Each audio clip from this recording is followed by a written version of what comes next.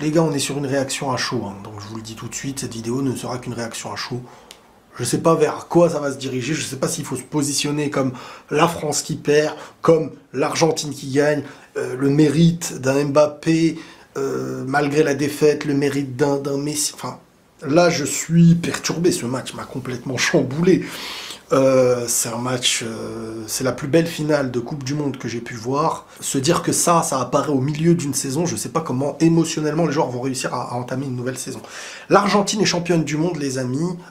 Comme je vous dis, c'est une réaction à chaud. Il y aura après cette vidéo, peut-être demain, une vidéo vraiment dans l'analyse de cette finale parce qu'elle est grandiose. Il y a 1 million de choses à dire. Lionel Messi prend sa Coupe du Monde avec l'Argentine. De ce côté-là, quand on le voit avec uniquement cette vision, tu peux te dire bravo à lui, mérité, incroyable, doublé en finale. Le gars, j'ai envie de dire, peut fermer la boutique. Lionel Messi a fait, en gagnant cette Coupe du Monde, ce qui va être presque impossible.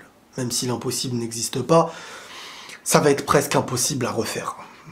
Avoir individuellement ce qu'il a eu additionné au collectif et au talent qu'il possède, ça va être presque impossible, voire impossible à l'avenir, je sais pas, enfin on connaît pas l'avenir. Mbappé fait une finale, surtout une deuxième partie de finale en or, un triplé, à 2 doigts de la performance du siècle, j'ai envie de dire, s'il marquait à un moment donné quand il tente un dernier slalom, il était sous une adrénaline, en furie, je voyais vraiment même l'Argentine tomber sur la fin. Et on va parler un peu de ça maintenant, les gars. Le match, déjà la France peut s'en vouloir d'avoir raté la première manche de ce match, de s'être fait, mais vraiment tétanisé, comme je ne l'avais jamais vu depuis, on dirait qu'il y avait eu vraiment quelque chose qui était hors du temps. Cette équipe de France a été tétanisée pendant plus d'une mi-temps, comme je ne l'avais presque jamais vu. L'Argentine était en place, l'Argentine savait ce qu'elle devait faire, tout était carré, mentalement, ils avaient mangé la France. Athlétiquement, ils les ont explosés. Je me disais, mais c'est pas possible, tu peux pas perdre une finale comme ça. Et donc, il s'est passé ce qui se passe de plus en plus dans le football maintenant, des 2 buts en 1 minute, je sais pas c'est quoi qui fait qu'avant, ça n'existait pas autant que maintenant. Les remontadas, c'est devenu quelque chose c'est hallucinant. Di Maria, au départ, qui obtient un penalty. Di Maria qui a fait de Koundé, pendant sa présence, un enfant, un mineur, un petit, un mec qui débute le foot, on dirait. Di Maria, on dirait qu'il a été préservé par l'Argentine comme un mec, je sais pas, chimiquement, ils l'ont reconstruit, un Di Maria qui était fini, et ils l'ont remis au goût du jour. C'est incroyable le match qu'il fait, Di Maria. Incroyable. Bon. Ensuite, donc il obtient son penalty. Alors certains diront gentil, pas gentil, j'ai pas revu les images, je pourrais pas vous le dire. Messi qui a transformé ses penaltys les plus importants de cette Coupe du Monde. Et pour revenir à l'histoire des penaltys, je suis désolé, mais quand je prends l'exemple du penalty d'Mbappé, le dernier pour égaliser, ça peut être le plus gros fardeau qu'il aurait eu sur les épaules. C'est plus un penalty, ça. Ça, c'est plus difficile qu'un tir à l'entrée de la zone. À ce niveau-là, pour égaliser en finale de Coupe du Monde dans la prolongation, le tirer, faut du mental. Donc je vous dis, les pénaux, c'est pas facile, les mecs. Et en parlant de pénaux, le gardien Martinez est le meilleur gardien des pénaux que j'ai vu depuis je ne sais combien d'années. En penalty, c'est presque une chance sur 2 qu'il te l'arrête. C'est flippant. Bon, par contre, on dirait un vrai mec qui n'a aucune éducation, quoi. Ce mec, hein, ce gardien-là, il est fou, quoi. Je vous dirai même pas ce qu'il a fait avec son trophée quand on lui a donné la récompense du meilleur gardien. Bref, ce qui se passe. Bon, maintenant les gars, l'Argentine, l'Argentine était en train d'étouffer, mais comme jamais la France, elle allait vers sa Coupe du Monde, et tu te disais, il n'y a plus rien à faire, et ça va être mérité. Et là, Mbappé, penalty, et ensuite une belle reprise, un peu similaire quand il élance sa jambe, un peu comme contre la Juventus. Bon, je m'attendais pas, moi les gars, à voir la France autant souffrir, et je pensais que c'est elle qui allait faire souffrir l'Argentine. Qu'est-ce qui fait que, à la fin du match, il y a 2-2, on a une mi-temps complètement dégueulasse de l'équipe de France. Comment elle s'explique? C'est aussi par rapport à un manque de maîtrise face au très haut niveau et à la pression. Tchouaméni, Rabiot, ils sont redevenus les joueurs qui ont besoin des joueurs porteurs de balles et des joueurs techniques. Parce que là, ils étaient face à une équipe qui leur rentrait dedans avec une coordination collective digne d'une finale. L'Argentine, elle a entamé sa finale du début à la fin. Et quand la France était à son niveau, l'Argentine, on se disait tous, c'est mort, ils sont finis. À 2-2, qui parmi vous ne pensez pas, que vous soyez pour l'Argentine ou pour la France, qui parmi vous ne pensez pas, sincèrement, que la France allait exploser la suite? On attendait même avant la fin du match, tu te disais, ça y est, ils sont au bout du bout. Mais le mental, ils ont le plus gros mental des équipes nationales dernièrement. Les gars, ils font Copa América, Coupe du Monde. C'est pas un hasard. C'est pas un hasard. Au passage, je les avais pronostiqués. Hein. Il y a des preuves. Hein. Ma vidéo interview avec Pablo sur le journal du Real, la chaîne. Bref, l'Argentine est allée au bout. Et Lionel Messi, sur ce match-là, qui fait un grand match quand même. Il fait un grand match, hein, collectivement, les bons choix et tout. Bon, à un moment donné, il commence à se faire éteindre sur les minutes où la France reprenait le dessus. Au passage, minutes où la France reprend le dessus, quand Camavinga rentre. Camavinga, c'est l'homme des moments d'adrénaline, de remontada. Dès qu'il est rentré, la France, boum, reprend le dessus. Il a fait une très belle entrée aussi. Maintenant, je trouve que Griezmann, bon, il passe à côté de sa finale, comme beaucoup d'autres, hein, au début, tout le monde passe à côté de sa finale, et ensuite il y a eu un éveil, Mbappé, triplé, finale de Coupe du Monde. La dernière fois, je crois que c'était en 66. Bravo. Ah là, on peut aimer, ne pas aimer, être content de ce qui... Bravo, bravo. Un triplé en finale de Coupe du Monde contre l'Argentine. Dans la difficulté du match, il était à ça de réaliser la performance jamais réalisée en finale. Et ça, c'est même pas en jouant depuis le début, parce qu'il était éteint au début. Mais après, incroyable. Une performance incroyable. Il a mis ses pénaltys, il a marqué dans le jeu, et il a commencé à déstabiliser, il faisait vraiment peur à l'Argentine. Et là, à ce niveau-là, si tu laissais du temps de jeu, dans les minutes avant de siffler la fin du match des 90 minutes, et l'Argentine aurait été morte. Mais l'Argentine, le temps d'arrêt, alors je ne sais pas si c'est le coach, le mental collectif, tout est revenu. Mentalement hallucinant, cette équipe d'Argentine.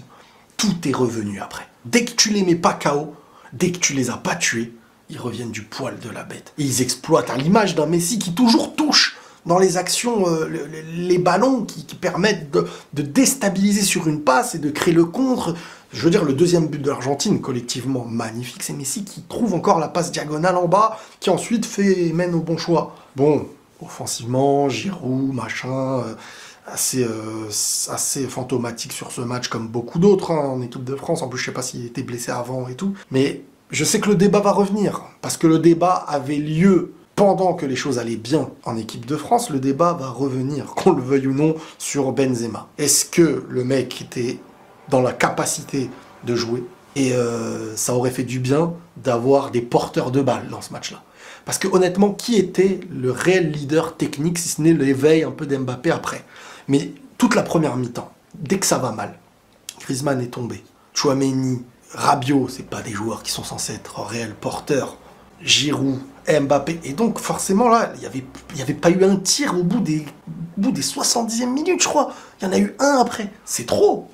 C'est trop. Tu peux pas. T'es passé à côté de ta finale. Et dans une finale, je veux dire, t'as réussi à revenir parce que t'as du talent. Mais ça aurait été miraculeux de gagner derrière tout ça. Tu perds 3/4 du match. Sur ton quart, t'as été incroyable. Et c'est ce que je disais très souvent. L'Argentine et la France, c'est deux équipes qui font déjouer. Et je n'avais pas vu l'équipe de France autant en difficulté que ce que je vois en début de match. Mais autant. Après, il t'inverse le truc totalement. Tu sentais que c'était l'Argentine qui était en train de couler. Le foot, c'est tellement dans la tête. Et quand je dis que c'est dans la tête, c'est que ça ne se contrôle même pas. Parce que le foot, c'est un sport collectif. Vous êtes 11. Si quelque chose est en train de briser 3, 4, 5, 6, 7, c'est comme les dominos. Ça tombe les uns après les autres. Tu peux pas être tout seul, soulever tout. Ça tombe.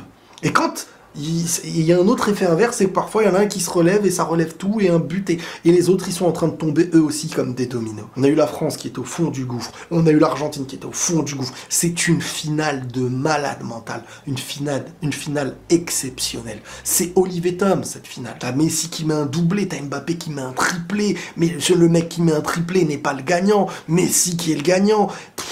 Bon, la séance de tir au but, moi je savais. Enfin, je savais, on peut pas savoir l'avenir. Mais j'étais très convaincu que en allant au tir au but, allait perdre. Parce que Martinez est un gardien au tir au but de ouf. Et que Lloris n'a jamais sauvé la France avec les pénaux. Même si Lloris est un gardien de grands matchs pendant le match. Mais en penalty, il est tellement pas rassurant. Limite, tout le monde peut lui foutre un contre-pied, quoi. Il prend pas la cage, tu sens pas qu'il est imposant. Tu sens qu'il part un peu avant. Il est pas à l'aise, voilà, tu peux pas être un goal parfait partout. En match, il est incroyable. Bon, on va pas parler de l'arrêt de Martinez sur Kolo Muani. L'entrée de Thuram, Kolo Muani, Camavinga, ça a fait tellement de bien à l'équipe de France. Mais cette Argentine, dans les moments durs où elle était à 2 doigts d'être KO, elle est restée debout. Elle est restée debout. Mais après, on parle du raté, parce que je vois beaucoup de gens, ils disent « Oh, le raté, il va nous hanter, Kolo Muani, Martinez, enfin, c'est pas un raté, c'est une parade de fou. » Déjà, c'est le foot, c'est pas facile, à ce niveau-là, il a fait ce qu'il fallait. Mais il faut pas oublier que Lautaro aussi, il rate un truc avant les 90 minutes, là, je crois. Tout le monde lui est tombé dessus comme étant le nouveau Higuaín en équipe nationale, quoi. Parce que lui aussi, il rate. Enfin, je veux dire, c'est la performance d'un gardien. Enfin, c'est pire, parce que Lautaro, il rate. Alors que Kolo Muani, c'est la parade de Martinez. Mais bref, c'est fou comment l'Argentine était au fond du gouffre. À un moment donné, ils étaient au fond du trou, ils étaient dans les cordes. Et c'est pareil pour la France. Ils se sont rendus les trucs. C'est vraiment un combat. C'était Rocky Apollo Creed, c'était Messi Mbappé, c'était du tac au tac. On croit que c'est fini. Là, on a vécu une finale de Coupe du Monde. Ah, loin des matchs où ça y est, en une mi-temps, tout est fini. Maintenant, les pénaux, c'est Coman et Tchouaméni. Coman, je sais pas pourquoi je sentais qu'il allait rater. Tchouaméni, je pensais qu'il allait ouvrir le pied. Mais très souvent, le tir croisé, c'est le tir qui existe le plus dans un penalty quand il y a le plus de stress. Ouvrir le pied demande plus de sang-froid à un tireur que de tirer fort croisé. Fort croisé, c'est tu veux t'assurer quelque chose. L'ouverture de pied, c'est plus pour le contre-pied. Et un gardien a toujours plus de facilité à s'attendre à un tir croisé venant d'un joueur stressé. Instinctivement. Après, je suis stressé, il sait que je suis stressé, je vais peut-être ouvrir le pied, et tu vois, après c'est un duel, c'est pierre feuille ciseaux, quoi. On va m'oublier d'allumer ça derrière. Bon, les gars, c'est dur pour la France. Ah, tu perds ta Coupe du Monde en finale, perds en finale au tir au but, mais t'offres un match de fou, un match beau. La France pourra s'en vouloir, il y aura énormément de choses à dire et à analyser, et que ce soit en interne, en extérieur, sur le terrain, et tel il manquait, est-ce qu'on aurait pu le garder jusqu'à la fin et tout. On va rentrer dans 1 milliard de détails, vous inquiétez pas. Bon là, les pro-Messi, dans leur tête, ils sont en train de conquérir le monde. Je les vois sortir de la terre comme ça, là, avec des couronnes, des mini-couronnes comme ça. Messi, meilleur GOAT! Messi, meilleur joueur de l'histoire! Messi! Et c'est marrant. Mais il y a une part de réalité. Messi, là, a tout gagné. Messi prend une Coupe du Monde. Allez, le poids d'une Coupe du Monde. Vous voyez, la France qui ne gagne pas, vous avez vu comment c'est un poids d'aller la chercher. Hein. C'est pas facile. Hein. On se disait tous, ça y est, Mbappé, il aura déjà 2 Coupes du Monde à 23 ans, machin et tout. L'Argentine, l'équipe que je ne voyais vraiment pas battre la France. Je voyais l'Argentine gagner la Coupe du Monde, mais au fond, je me disais, comment ils vont battre la France? Si la France est dans son élément, c'est fou, hein. Parce que vraiment, l'Argentine, si l'équipe d'Argentine, c'était un club, ils ne gagneraient pas. Mais c'est le fait que ce soit pour leur pays, que tous ces joueurs-là s'entendent, que tous ces joueurs-là se comprennent. C'est pour ça que je vous dis des fois, c'est comme quand je prenais l'exemple de l'Allemagne contre l'Espagne, j'avais un sentiment de supériorité de l'Espagne. Par contre, si tu fais, alors que l'Espagne c'est 80% du Barça, et l'Allemagne c'est 80% du Bayern. Et pourtant, si tu fais un Bayern-Barça aujourd'hui, c'est le Bayern qui sera supérieur. C'est marrant. Alors oui, bien sûr, je sais, il y a des explications, il y a des détails, il y a des petites choses qui changent.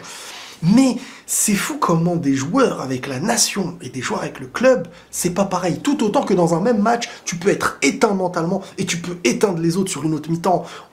C'est incroyable. C'est là où tu vois le côté très complexe de l'humain, déjà individuel, mais en plus dans le collectif. Gagner individuellement n'est pas la même chose que gagner collectivement. Tu peux être bon mentalement, si tu n'es pas bon collectivement dans le mental avec toutes les autres, tu ne seras pas supérieur. Et tu vois ce qu'on voit de Messi là, Messi il allait presser, il allait trucs, il donnait sa vie, et d'un moment donné tu sentais plus le danger, mais dès qu'il y a espoir d'eux, il est là. De l'autre côté, c'est une victoire pour l'Argentine et pour Messi qui va être tout. Je veux dire, tu perds, mais il se passe quelque chose en face, tu vois. T'as Messi qui prend une Coupe du Monde. Alors, Moi, les duels, vos trucs, là, c'est vos duels des réseaux, c'est vos jeux, c'est votre ego, c'est tout ce que vous voulez, vous avez le droit. Mais je ne suis pas pour Messi, je n'étais pas pour Messi. Mais quand tu ne gagnes pas et que tu le vois gagner, prendre sa dernière Coupe du Monde dans l'histoire, c'est quelque chose qui s'apporte en plus dans le foot à un joueur qui méritait cette chose-là. Donc voilà, tu peux pas cracher sur ça derrière. Ce qui dérange le plus les anti, les pros machin, c'est vos vieux duels d'internet, vos claviers là. C'est ça qui vous gêne le plus, parce que non, je ne peux plus parler de ça, maintenant je vais parler de ça, lui il va m'insulter, machin, truc, il m'a énervé, j'espère que je vais le calmer. C'est pas un vrai, vous parlez pas foot en vrai, vous parlez pas Messi, foot, machin. Vous voyez ce duel dans votre représentation de votre duel avec les autres. C'est politique. C'est je veux que ma défense soit meilleure que sa défense. C'est pas au fond le vrai duel Messi, Ronaldo, machin. C'est ma pensée du truc en tout cas. Bref, on va rentrer bien dans les détails de tout ça. J'ai dû rater beaucoup de choses là. Je vous parle à chaud là, je vous parle à chaud. Sur Twitter, vous allez poser toutes vos questions et on va pour la prochaine vidéo rentrer en détail de toute cette finale pour ne rien rater parce que c'est une finale de Coupe du Monde. La France est éliminée, la France ne gagne pas sa Coupe du Monde, la 3e étoile ira pour l'Argentine, Messi est champion du monde, Mbappé, maintenant oui Mbappé, Messi est le meilleur joueur de la compétition. Alors individuellement, je trouve aussi qu'il peut faire partie des meilleurs joueurs, mais j'aurais donné à Mbappé le titre. En fait, en gagnant la Coupe du Monde, j'aurais donné à Mbappé le trophée de meilleur joueur, et si Mbappé avait gagné la Coupe du Monde, je l'aurais donné à Messi. Ça se vaut. Ils font une Coupe du Monde au très haut niveau. Les deux vont se retrouver. Ça n'a pas l'air d'être les plus grands amis, parce que bon, on les voit même quand ils prennent les trophées, bon, il y a aussi la déception et tout. Mais je me demande l'état d'esprit qu'il va y avoir au PSG. Alors je pense que Neymar, il va kiffer pour Messi. Mais Mbappé, dites-vous un truc qui va être chaud pour lui, c'est qu'il va se battre toute cette fin de saison pour Paris, pour son club, pour qu'au final toutes les victoires de Paris soient à l'avantage pour le Ballon d'Or de Messi. Alors ce débat-là, moi je vous le dis, il n'existe plus. Malgré les performances XXL de la finale d'Mbappé, Messi prend la Coupe du Monde. Si vous croyez une seconde que Messi, en ayant pris la Coupe du Monde, il ne prendra pas le Ballon d'Or, vous vous mettez un doigt dans l'œil. Honnêtement. Et vous verrez, on en reparlera. Messi, en prenant sa Coupe du Monde, et en plus, en ayant les stats, en ayant fait individuellement meilleur joueur de la Coupe du Monde, c'est des choses qui pèsent. Hein. Il prend son Ballon d'Or fin d'année, truc, peu importe ce qui se passe. Je vous le dis. Et Mbappé sera deuxième, je pense. Messi, Mbappé. On a les deux premiers du Ballon d'Or, et on en reparle, ok? Pas besoin de débattre une heure, on en reparle. Messi, premier, Mbappé, deuxième, peu importe ce qui se passe dans la suite de la saison. Oui, c'est triste, c'est au milieu. Si Haaland gagne, fait des trucs, bah, il sera peut-être troisième. Il y a un événement de fou qui s'appelle la Coupe du Monde, et cet événement pèse à 95, 16, 17, 18, 19% quand c'est une grande individualité qui la gagne. Voilà, allez, on se tient au jus, parce qu'il y aura beaucoup d'autres choses à dire. Prenez tous soin de vous, et la paix sur vous.